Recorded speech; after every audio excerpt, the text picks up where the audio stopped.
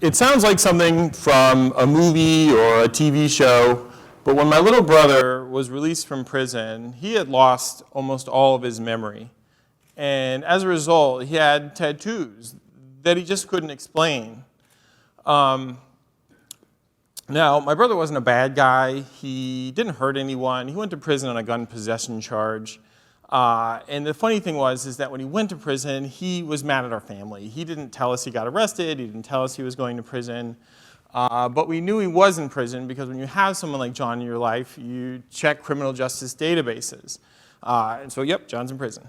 And so, so the story really begins is when my parents, who live up almost on the Canadian border, get a call from an ex-girlfriend of my brother's saying that John was in a hospital in the Bronx. Okay, and just you understand, New York is a big state. I mean, like there's like 300 or 400 miles between those things. And most of the people from up there have never been down there, and I guarantee most of the people from the city have never been up there. And so thanks to a heroic effort on the part of my sister and her husband, they got John back to our hometown, and what we found out was that my brother had gotten brain cancer when he was in prison.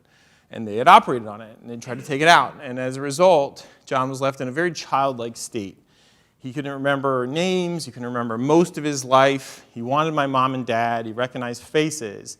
But at the same time, we're trying to make sense of this. Like, what have you been doing, John? You know, tell us about your life. And he had absolutely no ability to do that. And so as a natural reaction, we're trying to make sense of this thing. John has tattoos like this.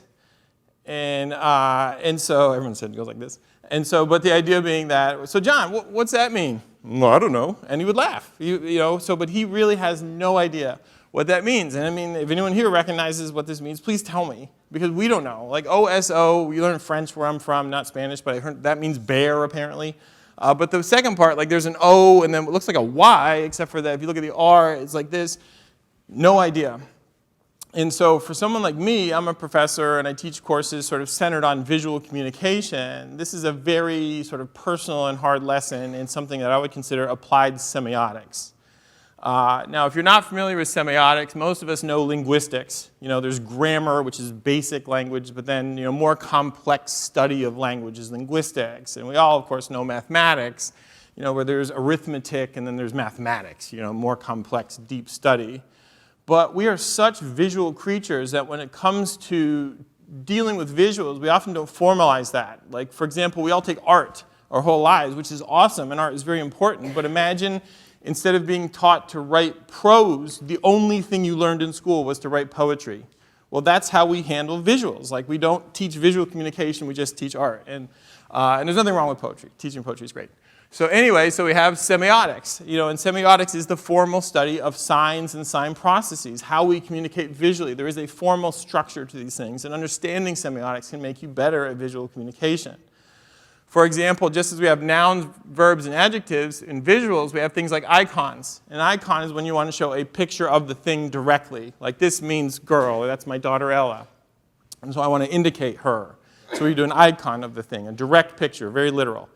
We have indexical signs. And indexical signs is when you show something associated. Usually that's things that are more complex, like love. Like how do you show love visually?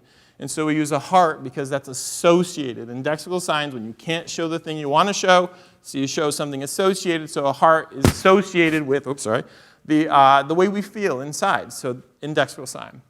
And then lastly, we have symbols. And symbols, someone has to teach you. That is the important delineator with a symbol. Maybe you read the meaning, but someone was engaged in actively teaching you the meaning of that thing. So for you guys, like that could mean the Red Cross, but it also could mean a plus from addition. And so it just depends on what you've been taught. And if you understand, like this is not just theoretical, you want to take it to a different world. Think about branding, right? Like a local ice cream shop, they put an ice cream cone on the sign. They put an icon. They're very literal. But more expensive branding, well, that's over here. Like, for example, the Mercedes-Benz symbol, we all know what that is, but maybe you don't know that the 3 points in it stand for land, air, and water. Somebody has to teach you that.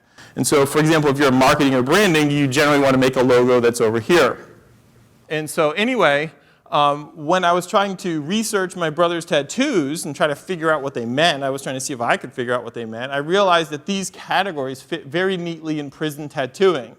So for example, some prison tattoos are icons. Like I drew this picture myself, but it's a famous case where a guy was convicted because he actually tattooed a murder he had committed on his chest. And if any of you are planning on murdering someone, don't do this, okay? But the idea was, so he actually tattooed the stabbing, himself stabbing somebody, the street pole to make sure people knew where the address was, as well as the building where he did the murder on his chest. So it's an icon. He literally tattooed the murder on his chest.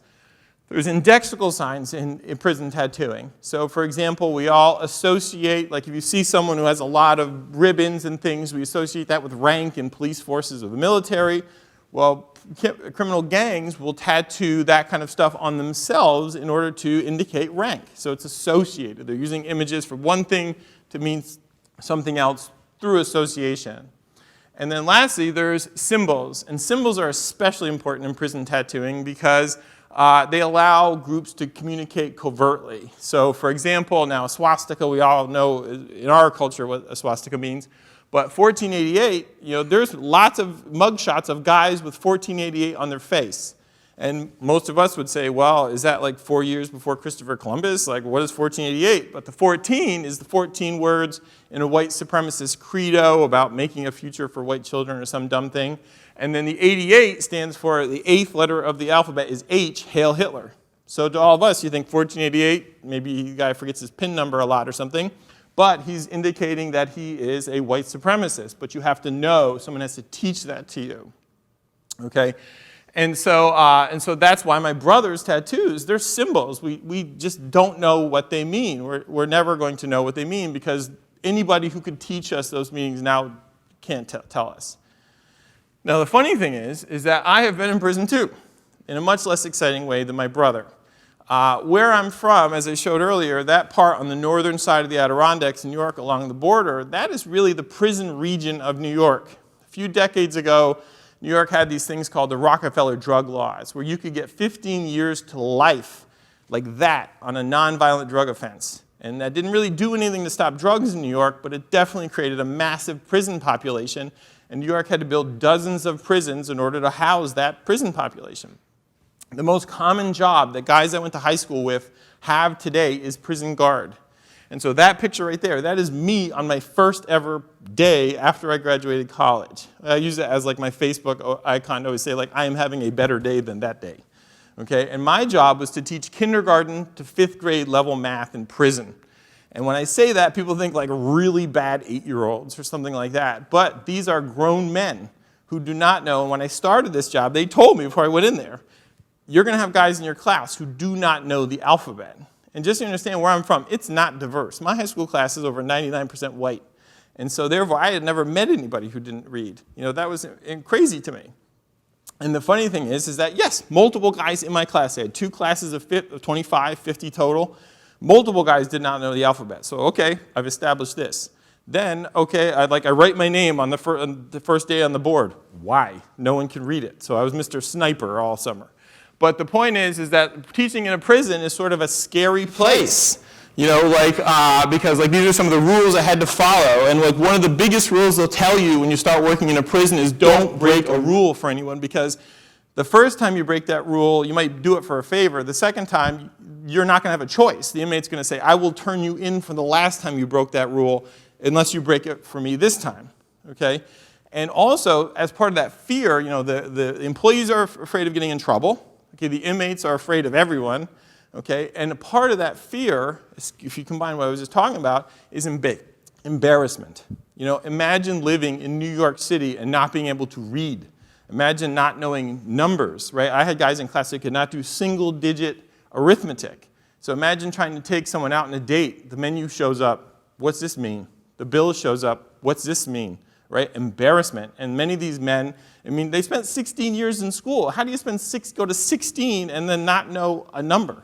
And so therefore, as I got to know some of these guys, they would let their guard down somewhat. And the embarrassing question that I'll never forget is when one of the guys asked me, because remember, we're way up there. There's more Canadian radio stations than American. One of my students asked me, said, okay, Mr. Sniper, how come it's so much colder in Canada?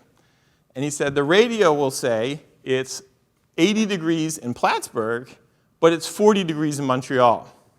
because he had never heard of Celsius, right? Like no one had told him Celsius.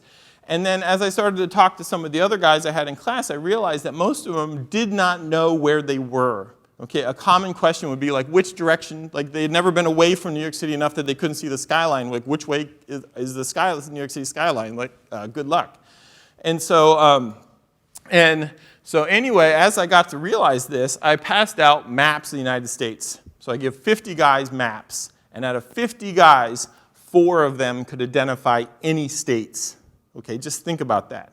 Imagine then one of them looks at me and says, so you're telling me that these dark outlines are states.